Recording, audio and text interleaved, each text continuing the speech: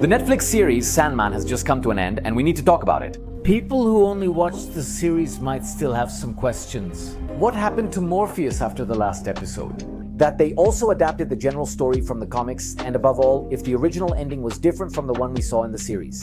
As a Sandman fan, I pulled out my collection to answer these questions first. And at the end of the video, we'll also talk a bit about the Neil Gaiman controversy and how we can view Sandman after this unfortunate situation. Let's explain the ending first, then gossip. Let's begin. In January, it was announced that Netflix's Sandman series would end with Season 2. This was shocking news because the first season of the series received extremely positive reviews for its faithfulness to the original story and narrative elements. But it also brought scandal involving Neil Gaiman and his abuses. The official statement said, "The Sandman series has always focused on Dream's story. In 2022, after reviewing the remaining comic material, we realized we only had enough story for one more season." Honestly, that statement seemed like damage control. And an attempt by Netflix to distance itself from all the controversy surrounding Gaiman, which had just come out a few months earlier. And the first thing many fans asked ourselves was, how many parts of the Sandman comic did they leave out of the series? The original Sandman story was published in 75 comics collected in 10 volumes. Season 1 covers 2.5 volumes, Preludes and Nocturnes. Covers Morpheus escaping his prison, reclaiming his artifacts, and facing the Corinthian in the doll's house. And finally, it adapts half of Volume 3, the story of Calliope and the writer Richard Maddock and the Dream of 1,000 Cats.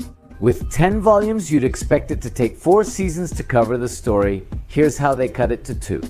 From Volume 3 Dream Country, they adapted A Midsummer Night's Dream about Morpheus and Shakespeare, but omitted a beautiful death story. Element Girl is basically a female metamorpho. Remember, the original Sandman story is set in the Detective Comics universe. So characters like John Constantine, Etrigan, or even the Justice League appear, but they don't show up in the series. This is a great decision since these characters don't play a major role in the Sandman story. They were introduced early, so readers of this new comic, which seemed to appear suddenly, would see familiar faces. However, Element Girl's story is actually very beautiful, and it's a shame that it couldn't be adapted in some way. I'll narrate this comic, so subscribe if you're interested. It's coming this month, I promise. Volume 4 Season of Mists was mostly adapted, but Volume 5 A Game of You was largely omitted. This volume centers on Barbie and her friend Wanda's adventure, with Morpheus making only a brief appearance. Wanda returned to the series in a new role along with a revived subplot about her family and trans experience. I loved it since she's such an iconic Sandman character. They adapted all Orpheus-related content from Volume 6 Fables and Reflections, but omitted the other stories, while they adapted Volume 7 in full. Brief Lives follows Dream and Delirium as they search for their brother Destruction, concluding with Orpheus's death. They skipped Volume 8, but adapted most of Volumes 9 and 10. The Kindly Ones and The Wake, which are the chapters where Morpheus faces the Furies, and later we see his funeral. In the extra episode, they cover a story not found in the main Sandman comics. I'm talking about The High Cost of Living in Death. As a fan, how well was this series adapted? I feel like they did the job. Great job. They kept all the necessary parts. The ones that focus on how Morpheus escapes from his prison, the ones that show you how that time in captivity changes him, his reconciliation with his son Orpheus, and finally his death at the hands of the Kindly Ones. To do this, they removed many parts from the comic, but mostly those not directly related to the journey. Beautiful stories I wish had been adapted, like the one about Element Woman, or the person who believed he was the Emperor of the United States, who actually existed in our real world. By the way, look him up. But these are stories that mainly serve to give context to the complex world presented in Sandman. Similarly, I believe they kept some iconic elements, even if they weren't central to the story, like the character Wanda. At first, I didn't believe it, but after watching the series, I think they did. The plan was always for just 2 seasons, as it's too well planned and well made for the creators to have changed course after the Neil Gaiman scandal, which emerged in July 2024 when Tortoise Media first reported it on their podcast, which would have left very little time to rewrite, reshoot, and edit everything. Reading the comics gives a fuller experience, but I think the series did a great job. By the way, if you want to read the Sandman comics, I left a reading guide on my Instagram so you know exactly which comics were adapted into the series and which ones weren't. This lets you choose which to buy. If you want to support the channel and buy Sandman issues, use the Mercado Libre link in the video description. And if you do it this way, we get a small commission that helps us keep creating content. Now, let's discuss the ending. What actually happened at the end of the Sandman series? The last season covers events triggered by the Endless's meeting. That is, everything that happens in this season is a consequence of that meeting. Remember, Destiny called his siblings together because the Fates insisted it was necessary. Let's remember that the Fates is another name for the kindly ones, the Furies, or the triple goddess Hecate. So whenever we see these three mysterious women in the series or comic, it's them shown from different perspectives. From here, everything unravels. In this meeting, Dream realizes he was unfair to Nada and goes to Hell to save her, where Lucifer, instead of fighting, gives him the key to Hell. This causes the Dreaming to receive thousands of people interested in obtaining the key. Odin, Thor, and Loki are present. At the meeting's end, Loki attempts escape but is caught by Dream, who then makes a major mistake. He deceives Odin to free Loki, expecting a favor in return. However, Loki dislikes owing debts, which causes problems later. Dream, for his part, manages to free Nada, who obviously doesn't want anything more to do with him, so Dream feels completely miserable. Delirium recruits him to find her brother Destruction. When he does, he decides he must kill his son, Orpheus, to free him from the curse of eternal life as a head. Dream knows this risks his own life, since ancient laws state if an Endless spills family blood, the Furies will come for him. But he does it anyway, for several reasons. The first is that he comes to the conclusion that he was unfair to Orpheus and that he loves him. Second, he wants punishment for what he did to his son, not just recently, but years ago when he failed to help him. Third, after meeting Destruction, Dream began to long for his brother's freedom. Unconsciously, he sabotages himself to be taken by the Furies and free himself from the centuries of responsibility of being Dream of the Endless, while at the same time punishing himself for his son.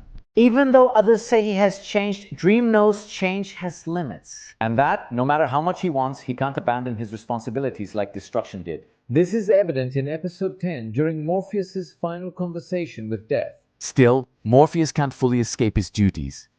He makes Daniel Hall, the only child born in the Dreaming, his heir.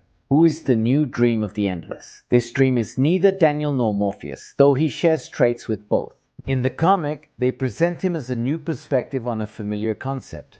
When you consider Morpheus' true intention, to be punished and freed from his responsibilities at once, does it make more sense that he risked his life by leaving the Dreaming to join Noala and Titania? Because yes, Morpheus could have chosen not to answer that call even though he had promised. Saving Loki and expecting a favor from him, the very thing Odin himself in the comic called very stupid, makes me feel foolish. For Morpheus, it was also self-sabotage.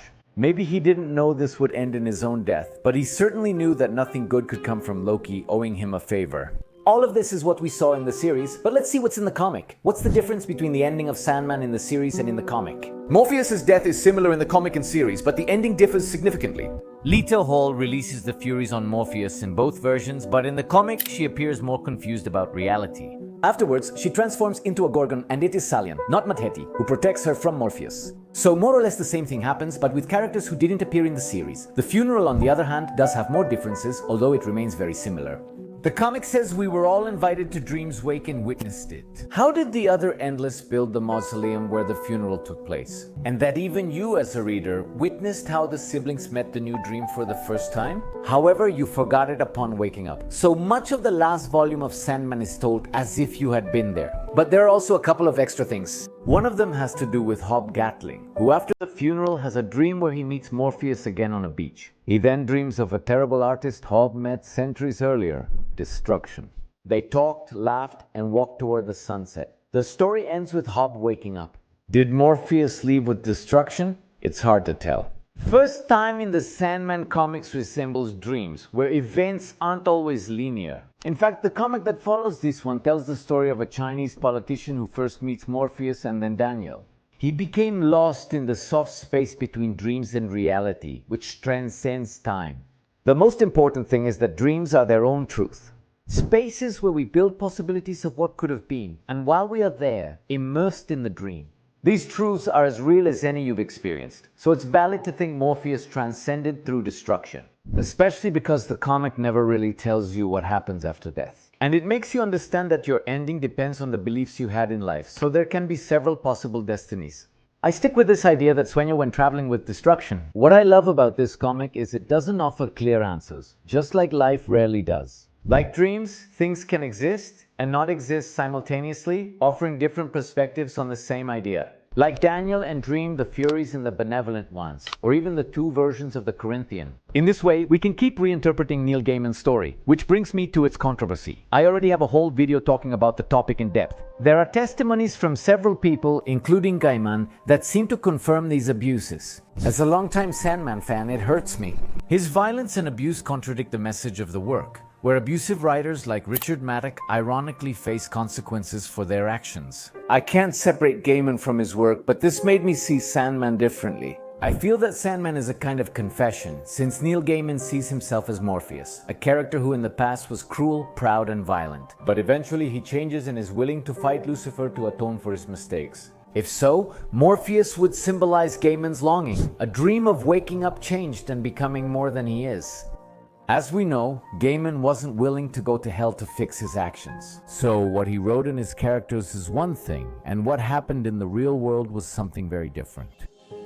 But I would love for you to tell me what you thought about the ending of Sandman. Did you like what you saw in the series? If you want to read Sandman, check my Instagram for an infographic showing which parts were adapted from each volume. I've left a link in the description for the Sandman comics. That's all for today. I'm Go the Geek Monitor. Keep looking beyond the obvious. Hello, are you there? Honestly, I shouldn't do this. I mean, putting a fake ending at the end of a video because, well, a lot of people are going to believe it and leave the video. Ultimately, this impacts me with the algorithm, but I wanted to experiment. Since the Sandman series had an extra episode at each season's end, like an encore, I wanted to do the same in this video. So here you also get an extra secret episode, just for those in the know who are aware that at the end of Sandman there's always something more, or for those whose curiosity kept them there. This is a short essay I wrote in 2019 titled The Sound of Her Wings. I hope you like it. Death first appears in Sandman comic number 8, where Morpheus joins his sister as she does her work. We then see her taking a violinist who dies of old age, a comedian who has an onstage accident, and a newborn in their crib. Whenever she takes someone, Morpheus says he hears a unique sound, like the soft flutter of strong wings. No matter how long, short, productive, or wicked our lives are, she is there for all of us in the end. With a smile, without judging you, she is simply the hand that guides you to the next place. The last thing we hear before leaving is the powerful sound of her wings. Gaiman often takes our ideas of dreams and death in Sandman and appears to reverse them. Contrary to what one might think, here it is Morpheus who has a darker personality, who judges and in some way does not understand human beings. His sister, by contrast, always celebrates life, even though she symbolizes its end. So much so that every so often she lives a whole day as a human being, just so she doesn't forget what it means to take a life. The comic questions why humans view death negatively but see dreams positively. Morpheus states in one panel, "I question myself about humanity. Ectasin se despiter sitio." Attitude toward my sister's gift is odd. Why fear a sunless earth? Isn't dying as natural as birth? But they fear her and try to appease her in vain. They do not love her. Finally, Morpheus wonders, why do we enter his realm every day without fear, while we're so scared of his sister's realm? Even though the realm of dreams is much more dangerous than eternal rest. At first, it seems Gaiman wants us to see dreams and death as opposites, but I think he shows they're actually complementary. And the comic also suggests that one finds immortality through transcendence. Transcendence through stories and stories through dreams. In a way, I feel that the point that resonates most with me after reading Sandman is that stories are the only thing that exists beyond death. It doesn't matter if they're true or false. What transcends are the good stories. Stories that, even after thousands of years, always find a way to return to their original form. Morpheus said things didn't need to happen to be true. Stories and dreams are shadowy truths that will endure when facts are dust, ashes, and forgotten.